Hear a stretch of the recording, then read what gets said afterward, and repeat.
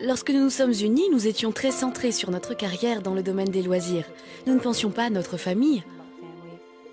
De grandes choses arrivaient à Eric et Nancy Pierre. Ils venaient de se marier. Nancy était enceinte et ils avaient tous deux donné leur cœur au Seigneur. Mais un jour, tout changea, le jour où le bébé devait naître.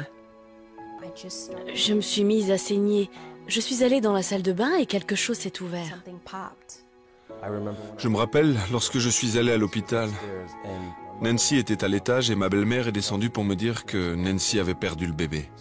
Je suis monté, j'ai vu le bébé, puis j'ai commencé à remercier Jésus de m'avoir permis de le voir.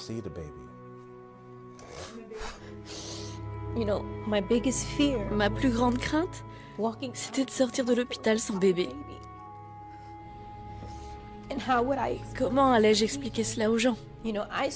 Je sers un sauveur ressuscité qui fait des miracles. Comment allais-je pouvoir leur expliquer qu'il n'y avait pas de bébé? Le temps passa et ils se rapprochèrent du Seigneur. Cela s'est produit et il doit y avoir une raison.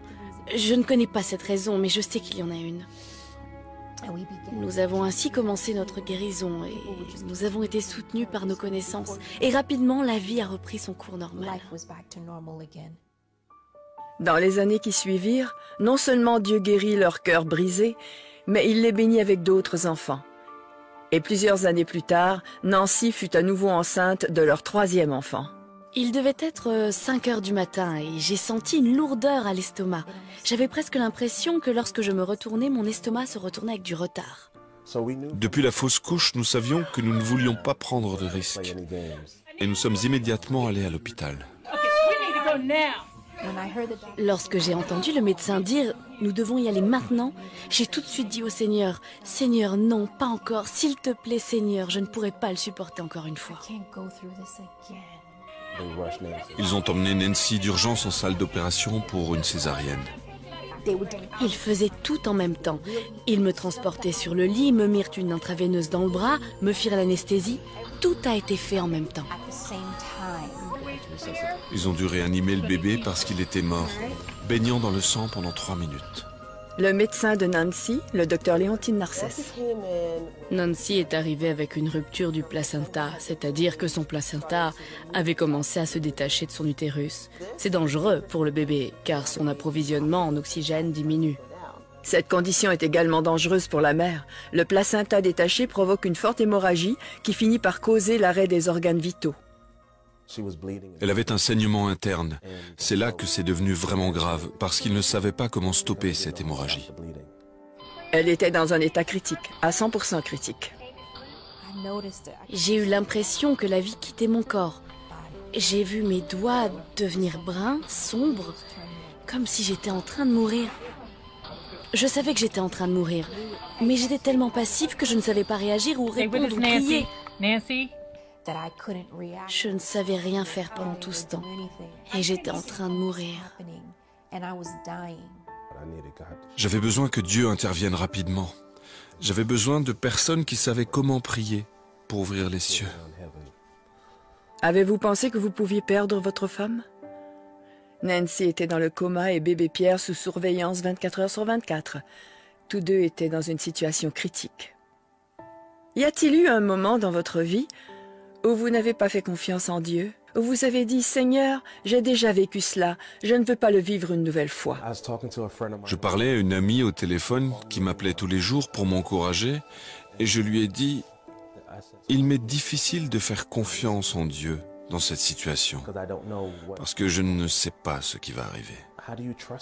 Comment lui faire confiance ?» Et elle a répondu « En lui confiant toute chose, ouvre-lui ton cœur. » Seigneur, j'ai besoin de paix, j'ai besoin de clarté d'esprit, j'ai besoin que tu me montres ce qui se passe. Je ne sais pas comment prier, mais je sais que je te loue. Est-ce que cela suffit, Seigneur? Que veux-tu d'autre? Est-ce que tu veux me briser? La famille et les amis prièrent jour et nuit pour Nancy et le bébé. Nous avons décidé de combattre par la prière. J'ai collé des versets bibliques partout, croyant que ces paroles de guérison allaient pénétrer sa chair. Son mari était là chaque soir, qui priait et lisait la Bible. La foi de cette famille était phénoménale. Quand est-ce que les choses se sont mises à bouger? Et quand avez-vous vu Dieu commencer à répondre à vos prières? Je me rendais à l'hôpital à pied. Il était tard, environ 21 heures. Et le Seigneur m'a rappelé un rêve que Nancy avait fait, dans lequel elle écrasait un hélicoptère, à main nue. Qu'est-ce que ce rêve signifiait pour vous? Nancy pensait que Dieu lui donnait de la force, une force surnaturelle. Dès cet instant, j'ai su que Nancy allait s'en sortir.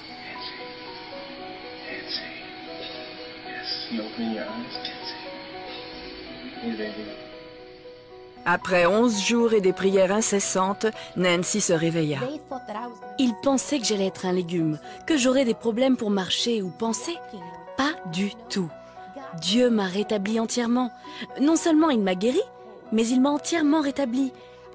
J'avais tout mon esprit, ma mémoire à long terme, à court terme. Seul Dieu peut faire cela. L'homme peut faire un petit peu, il vous recolle et vous vous en sortez un peu de travers, mais seul Dieu peut vous rétablir entièrement. En fait, seulement 3 jours après sa sortie du coma, Nancy put quitter l'hôpital. Il n'y a pas eu juste un miracle, il y en a eu 2. Dieu avait miraculeusement guéri leur petite fille également. Ils l'ont évaluée sous toutes les coutures et ils ne purent pas y croire. Ils l'ont pratiquement mise dehors. Votre bébé est plus que normal. Votre fille est même intelligente. Elle peut partir, elle n'a pas besoin de nous. Aujourd'hui, Nancy et Eric ont 4 beaux enfants, dont leur bébé miraculé Naomi, qui est à présent une petite fille de 4 ans pleine de vie. Je veux parler au monde entier de la puissance de guérison de Jésus-Christ. Vous devez comprendre que Dieu existe.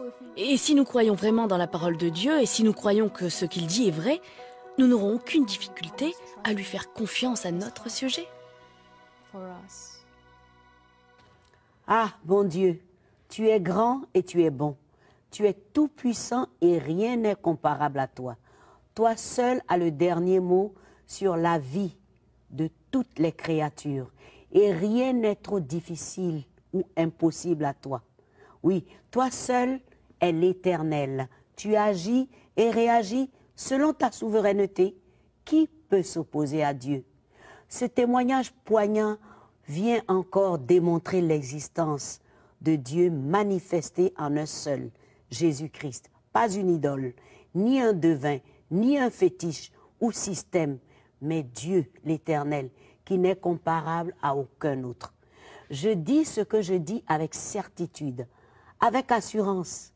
Voyez-vous, même comment le bébé et Nancy, dans ce coma profond, ont eu la vie miraculeusement. Et aux grandes dames de tous les médecins scientifiques, sceptiques et ceux qui connaissent leur sauveur, eux, ils l'ont invoqué et ils ont vu l'exploit de Dieu. Maintenant, vous qui suivez ce message, est-ce que vous connaissez ce sauveur-là, mes amis? La vie a un nom, Jésus-Christ. Et je voudrais vous le présenter. Il est le Fils de Dieu. Arrêtez d'être choqués quand on dit cela. C'est le seul envoyé sur la terre pour le salut des hommes. Et il est le seul, saint, pur, sans péché, qui efface tous les péchés, parfaitement, par son sang. Pas le sang des animaux ou humains sacrifiés.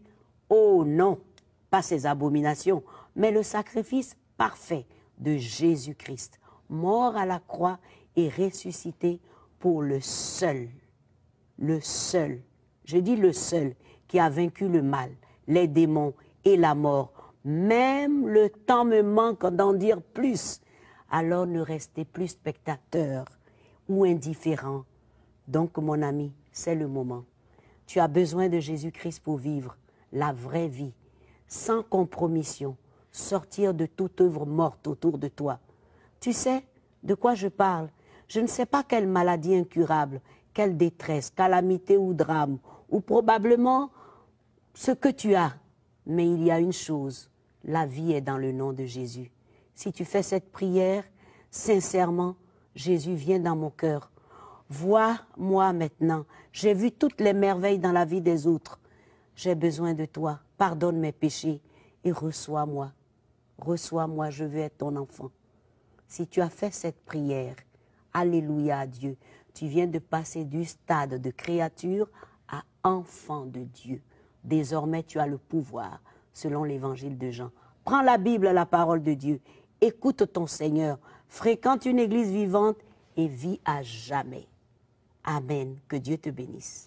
Merci, Massi. Merci. La vie est dans le Fils. Et ce Fils est là, à ta porte. Ne nous quittez pas. À tout de suite.